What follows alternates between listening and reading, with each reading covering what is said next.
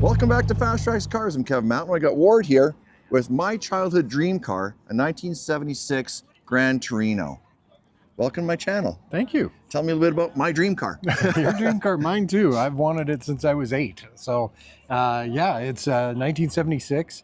It was painted to match the Starsky and Hutch. It's got a 460, which is kind of rare for that age of the car. They were all usually 351s, Yeah. but the interior's all been done up. My wife actually got me the police radio to the period correct, yeah. and the light and all that kind of stuff. Yeah, it's my baby. I just love this thing. Fantastic. So you built this car? No, actually, Okay. when I bought it though, like I've done quite a bit of electrical work to it, some modifications to the engine, like I put a fuel injection system on it,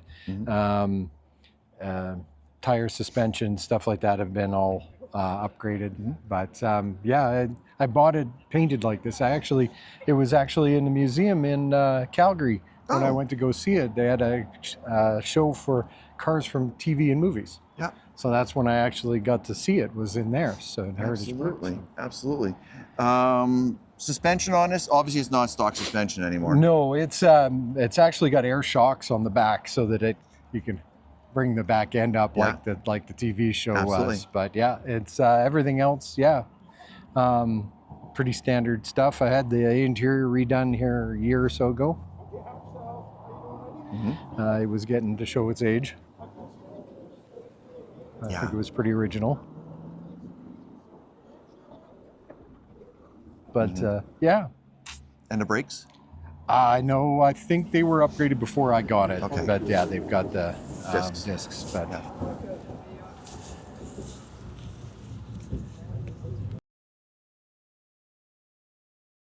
Excellent. And the transmission here is still... yeah, the old C9, whatever it was. Yeah, that's still stock. Yeah. Which is fine. And the engine, I don't have any paperwork that anything, like I think it maybe has a little bit rougher cam, but it's nothing special. But it's a monster engine. Oh, It's for sure. Huge.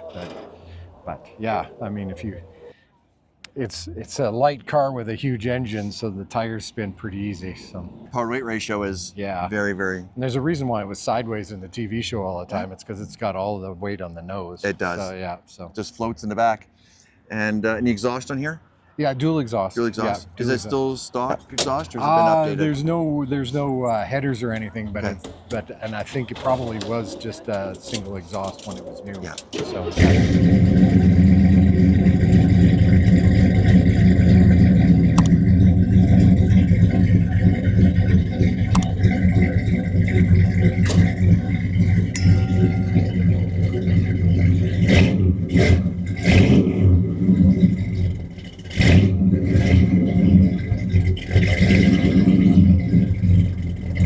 It's got a good sound to it. Yeah, it's got a nice sound. Nice sound. Yeah. Nice sound.